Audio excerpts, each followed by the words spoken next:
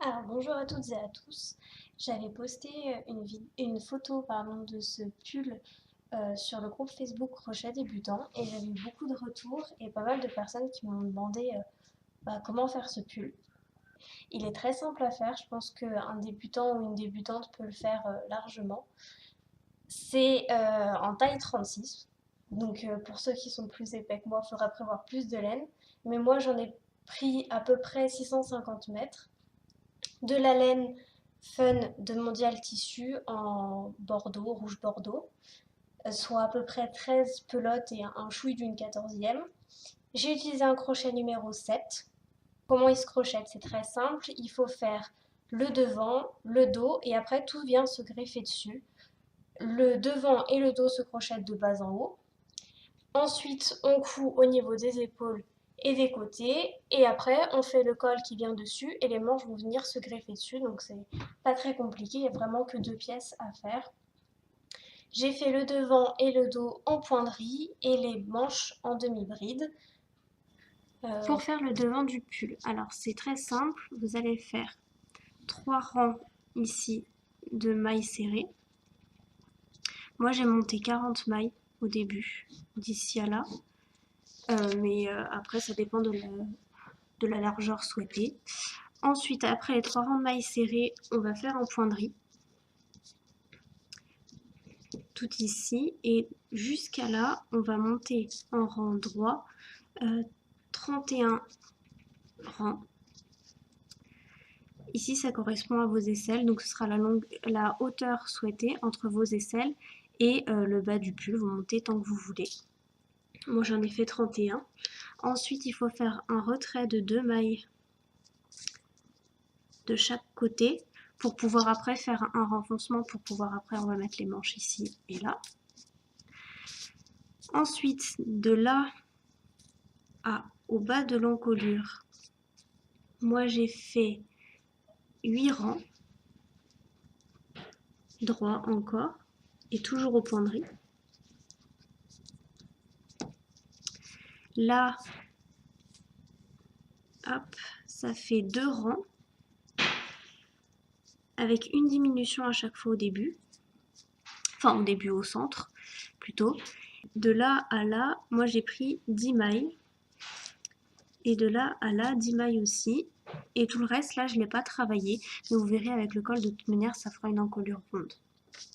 J'ai fait à nouveau 8 rangs droits.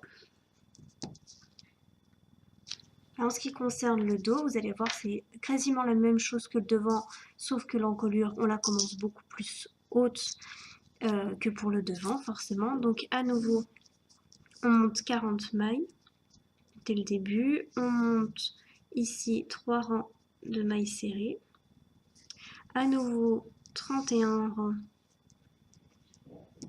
droit de poinderie, à nouveau un retrait de 2 mailles de chaque côté, et là au lieu de faire 8 rangs droits comme pour le devant, on va faire 16 rangs droits, toujours aux poinderies, tout là, puis 2 rangs ici comme de l'autre côté avec une diminution au centre à chaque fois, donc une diminution au premier rang, une diminution au second rang. Donc là on avait 10 mailles, on se retrouvera avec 8 mailles à la fin.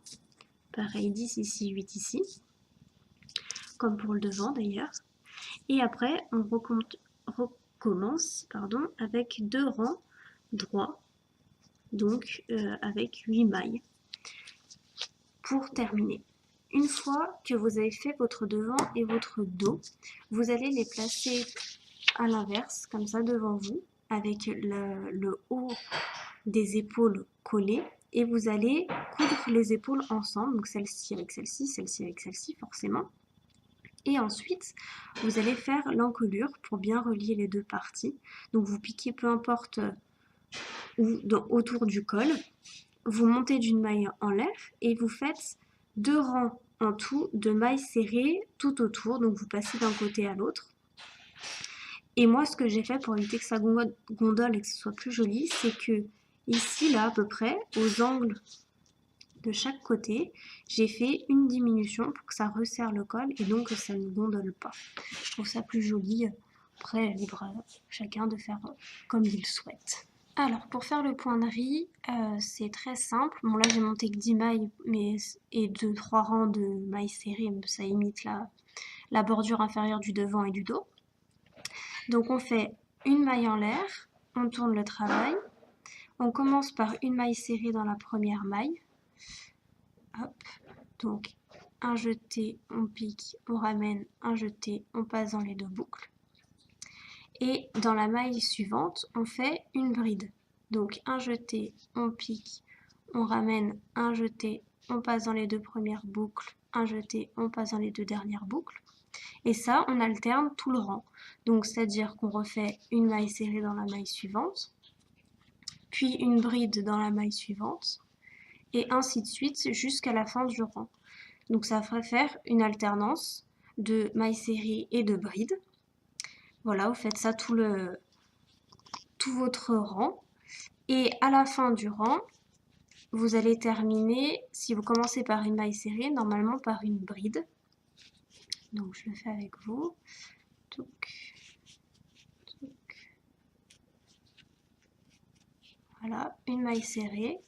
Et je termine, moi, mon 5e motif, vu que j'ai monté que 10 mailles, avec une bride.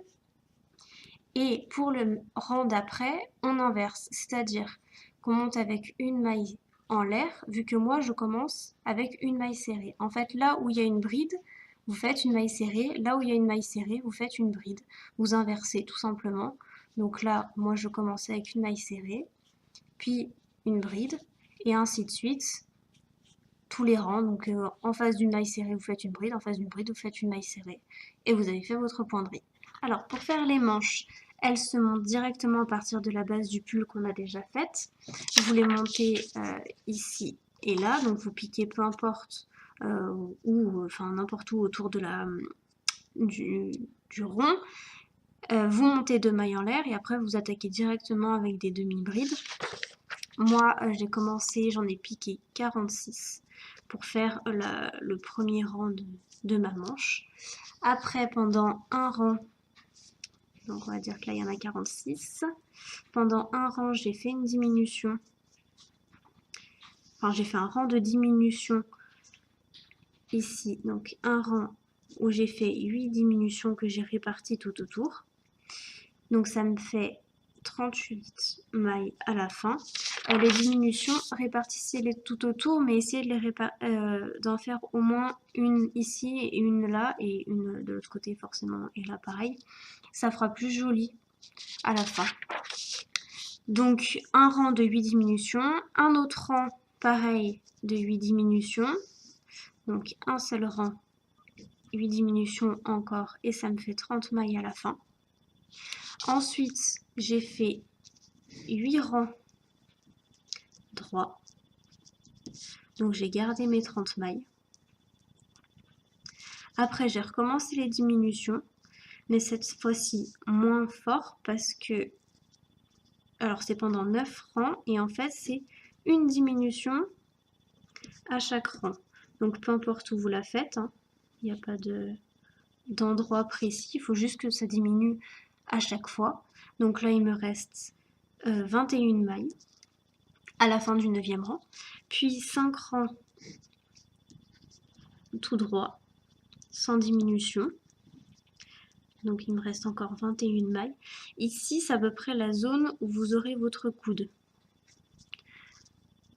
Ensuite j'ai continué, j'ai fait 5 rangs pareil avec des diminutions pour en avoir plus que 16 mailles. Donc comme ici c'est une diminution à chaque rang.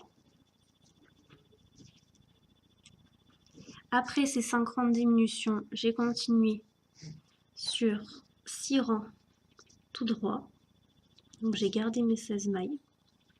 Et après ces 6 rangs, ici j'ai fait 2 rangs de mailles serrées pour faire la bordure comme en bas du pull et comme pour le col. Donc j'ai 16 mailles à la fin. Pour savoir si vous voulez faire une autre taille que du 36, pour savoir combien de mailles vous devez avoir à la fin, faites une chaînette que vous mettez en rond et vous l'essayez autour de votre poignet. Comme ça, vous savez le nombre de mailles que vous devez avoir à la fin. Vous calculez combien vous avez de demi-brides au début et comme ça, après, vous répartissez vos diminutions selon ce modèle-là, en sachant que ici à peu près, vous avez votre coude. Donc comme ça, ça vous fait un repère.